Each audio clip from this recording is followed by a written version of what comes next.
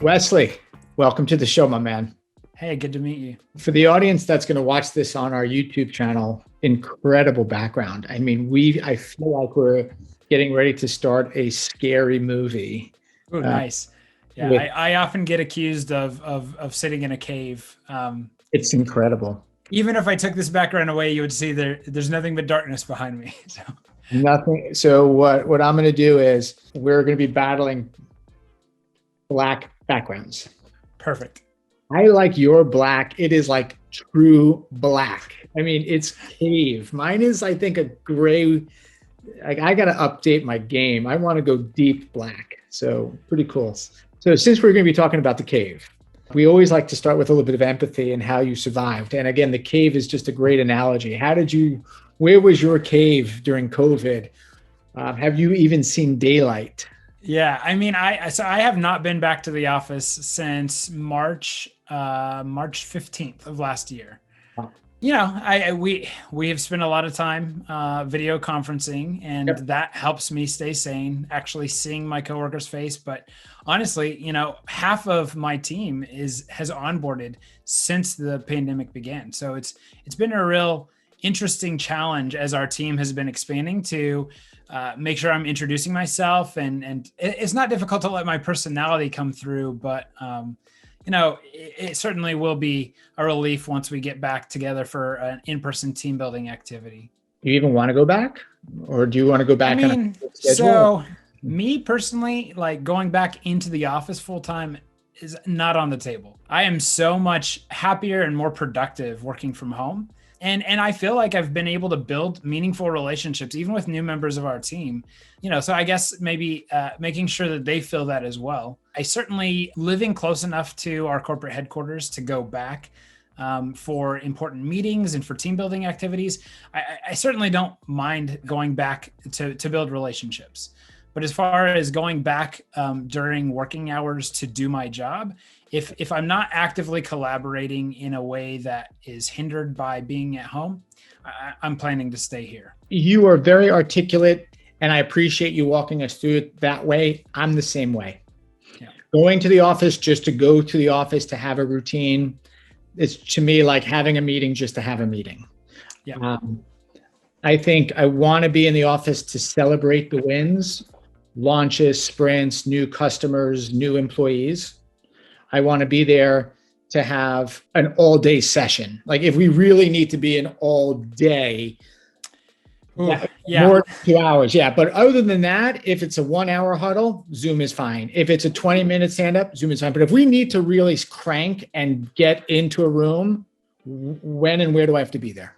I led 3-day all-day working sessions, 8 hours, 3 days back to back. And I was speaking the majority of the time, coordinating work and driving the effort, and certainly don't ever plan to do that remotely again. It was quite a challenge. Same thing for education with interactive courses. Those have been challenging, but I see it the same way. What's interesting is like most people are managing remote teams now within their same zip code. So it's interesting. It's usually the remote team. I got a group in Ireland. I got a group in India. I got a group in London, in Brazil. No, you're like, no, I've got a group like 15 minutes away. We're all it's okay. My whole team's pretty much in the same time zone right now. I've dealt with, you know, coordinating with other time zones before, but it's still the same thing because I still have people who get on at 6:30 a.m. like I do, and people who aren't rolling out of bed till 10:30 in the morning. So we might as well be in different time zones. I agree. I'm a fan of the brand, but you probably do a lot more than I think, because I see the brand almost everywhere on the street. So can you walk us through some things that you do that maybe we don't realize you do as a brand? I mean, so the real high level is that we're a multimodal transportation logistics company, which means that we do traditional over-the-road trucking. We do intermodal, where we ship containers over the rail for part of its leg. We do dedicated fleets, where we'll take a company like Whirlpool or Academy Sports. If you see their trucks or anything being delivered by them, it's actually a JB Hunt employee and a JB Hunt asset. And we've come in and we've privatized their fleet. because they do enough business that they can have a dedicated fleet of trucks and drivers just to do their logistics. But we can help them and create a win-win situation, right? So it's cheaper for them. We get the business as well.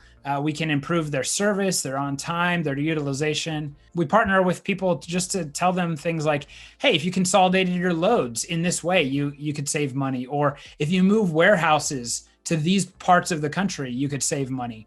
And then we also do just a brokerage. So our independent contracts, we do freight brokerage where we connect people who need to ship stuff with people who have the capacity to ship. And so we really do pretty much everything within transportation. I didn't know about a third of that. So first off, thank you. And I have to ask follow-up questions. What is it? The Evergreen, the ship in the Suez Canal that jammed up? Everyone was saying it's, trillions of dollars. Did you see the impact, or now are you seeing the impact, right? Because that's, or when did you walk us through that? Because I was following it because it's super interesting how massive these container ships are.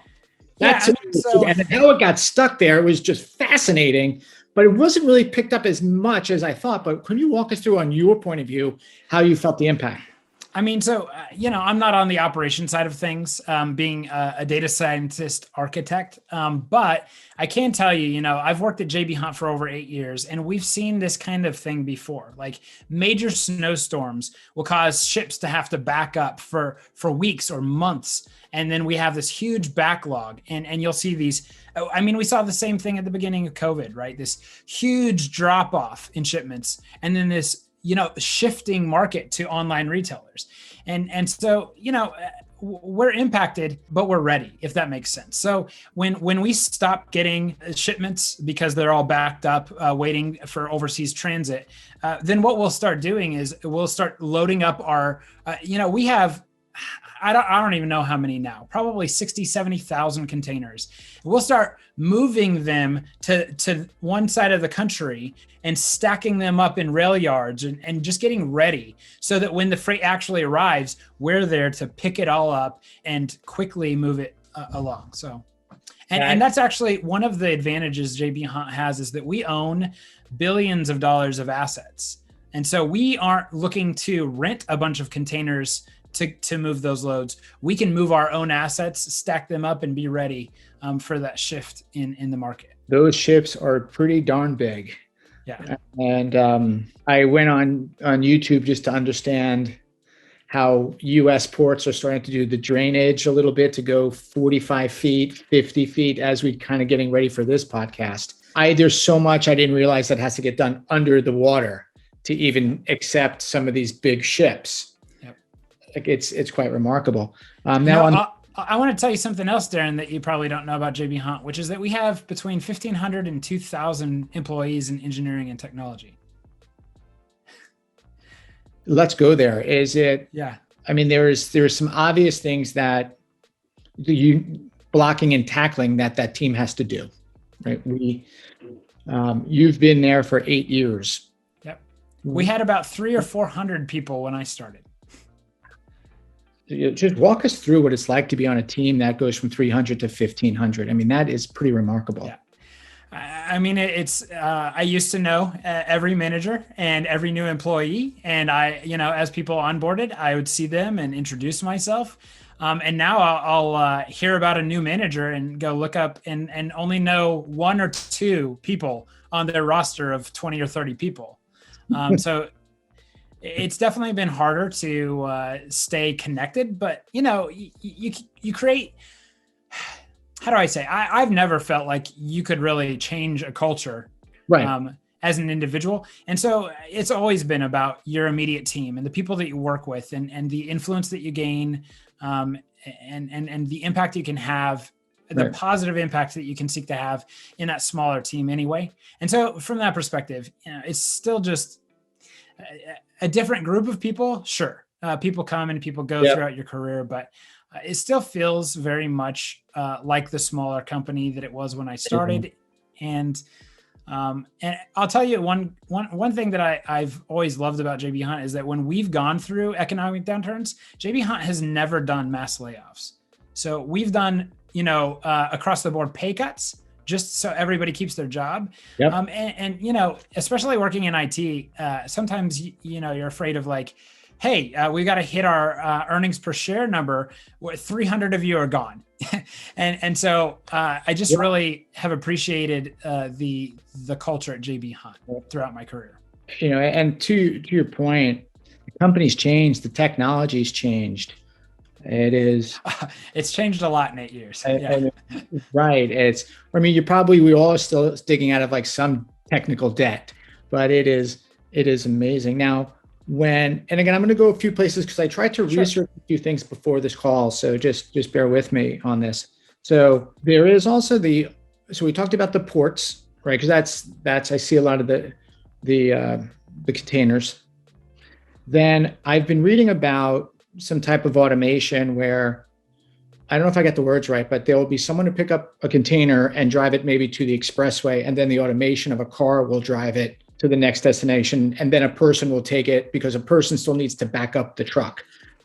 I don't know if I'm close or not even close, but not talking about trade secrets about JB Hunt, but can you just maybe opine to the audience on where the tea leaves you think automation is going to go? Sure. Are we close?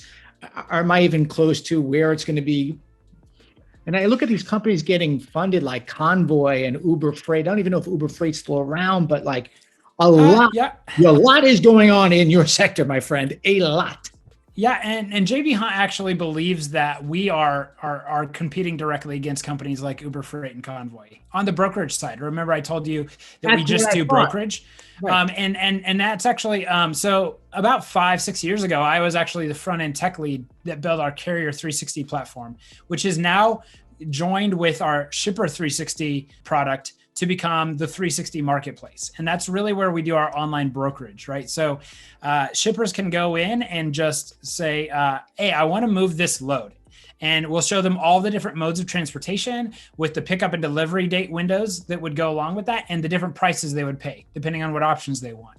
And then they can select to let that market or that load go to our marketplace. And that's where you'll have, 30,000 carriers coming in and saying, hey, I'd like to find a load that is good for my network, good for the drivers, good for my current capacity. And then they bid against each other to take that load. So they compete to a race to the bottom. Who's willing to take it for the least amount of money? And I would say that we see ourselves as direct competitors to people like Convoy and Uber. Certainly, I can't talk about specific details of what we may or may not have in the works as far as self-driving trucks, electric vehicles, hydrogen-powered vehicles, that sort of thing. Just, I believe we do have press releases on all of those topics. And of course, everybody in transportation is coming, playing in that space. But it is coming. I'm not saying you, but is that a 100% it's coming? Is that a 5-year or 10-year? Not talking JB Hunt. I'm just taking like as a sector. I would say it's probably closer to 10. Okay. I don't know though, because there's so much money at stake here. And from my perspective, and this is my personal opinion, I'm not speaking for JB Hunt at all here. A truck driving is one of the top employers of people in almost every state in the country. And I think, there's a lot of thought that needs to be given for what happens when self-driving trucks become a reality. Electric vehicles are perfect for what a lot of the kinds of loads that are delivered by truck, because they mostly stay within a small route that you could run all day and then charge back up in the evening. As far as the long haul freight, you could do that by train, you could do self-driving trucks on the highway. And I think there's so much money to be made by removing the driver from the truck that we're going to see self-driving big rigs before we really see a popularity in self-driving passenger cars and you bring up a great riff. I want to talk about this because this is what does bother me a little bit. And I'm not getting into a political conversation, but I just want to talk about Washington. I don't like when someone says, we're going to teach truck drivers how to code. Because I think that you're not listening. These truck drivers maybe like to be on the road. Maybe they didn't go to class. Maybe they didn't finish high school for a reason. I don't like when Washington just does this broad strokes of, we have 2 million new engineering jobs and we're going to take truck drivers and make them engineers. Like, to me, I want to find, like you said, work for that big gap, but I don't like the broad stroke, teach them how to code. And I don't know if you've Sure. thought on that, but I started hearing that a lot, and I'm like, I don't know. Like it sounds good, but I don't think Yeah. it's you're listening. Yeah. So I grew up in a very poor family in a very economically disadvantaged community. And then, being academically talented, I stumbled my way into one of the easy, from my perspective, the best work-life balance, the highest pay for the least amount of effort. Working in tech has just been wonderful. This is a great time for that. But it wasn't an option for many of my peers. I can't just say, hey, come take a look at my success and do what I do.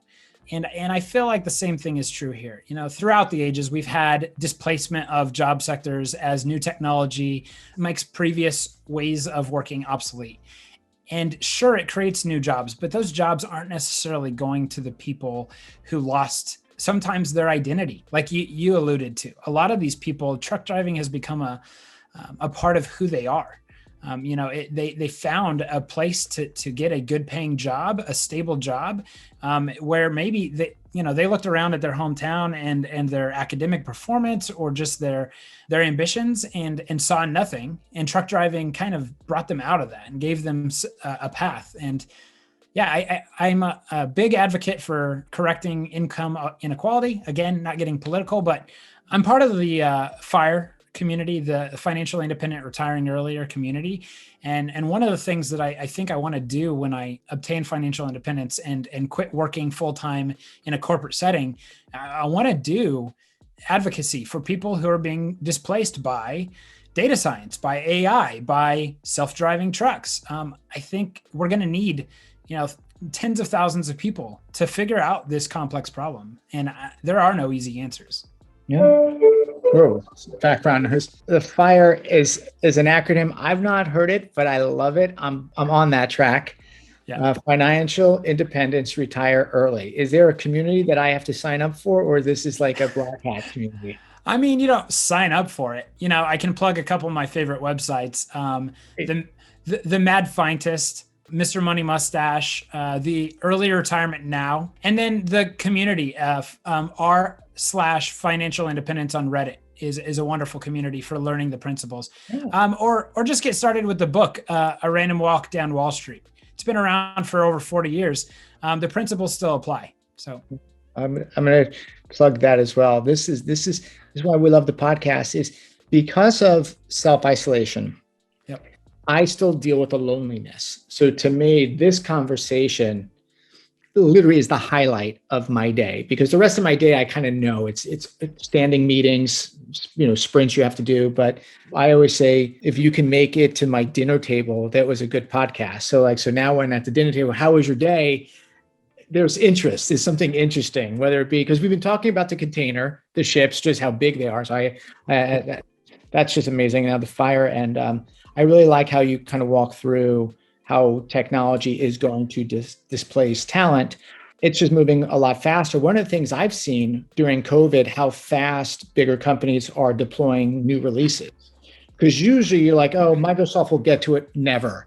Or Google will never get. Now all of a sudden, Teams or Google, like Zoom, like they are releasing at a startup level, big enterprise releasing, and it just shows you can move pretty quick.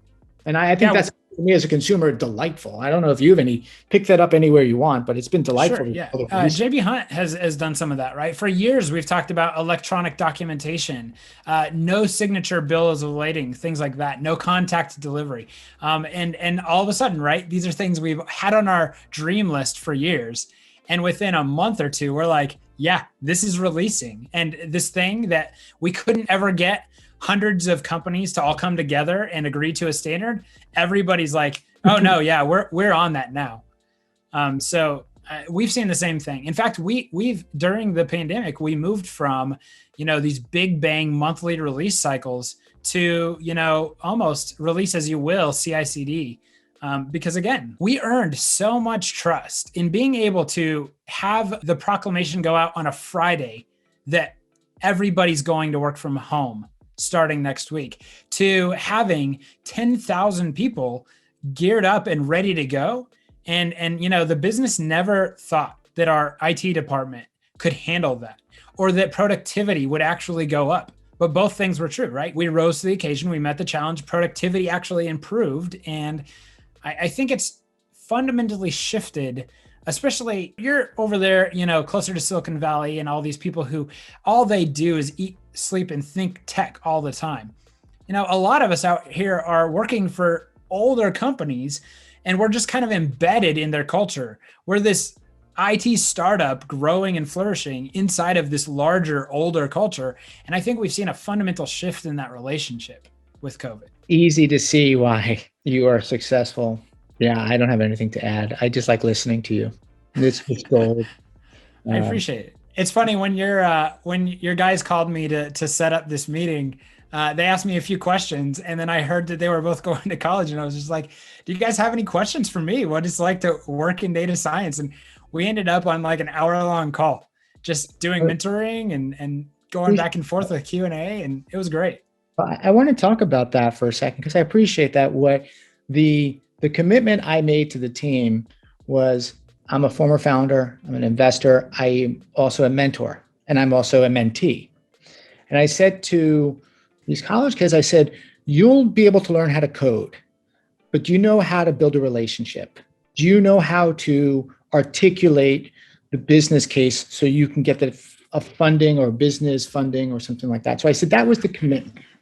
I'm not going to teach you how to code, but we'll teach you how to have adult conversations. And that's what I see most when I get brought into a conversation.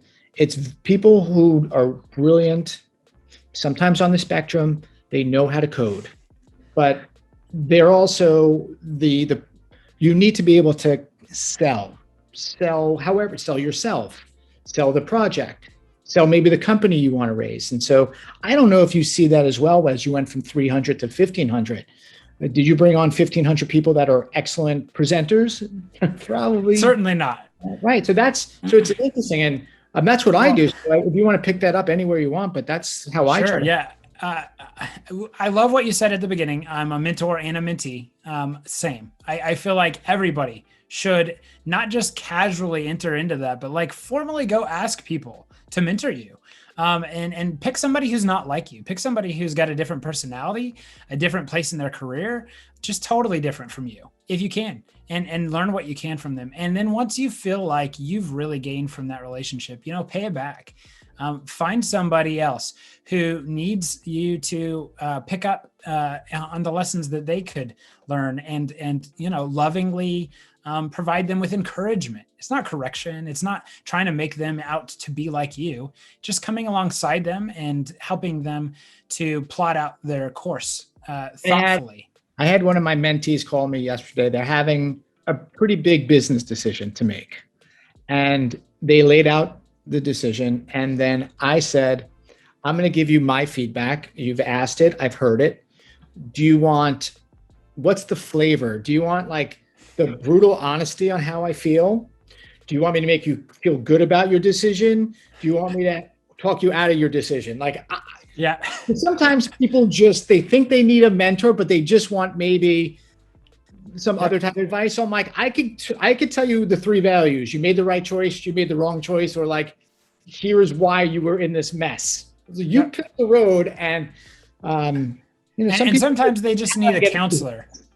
And sometimes they just need you to listen and they'll work the problem out for themselves just after having a chance to vocalize it. That's what I learned as a mentor, right? Because usually when I gave them my opinion, sometimes they weren't listening for that opinion because they wanted something else. I'm like, you pick it. You pick the ending.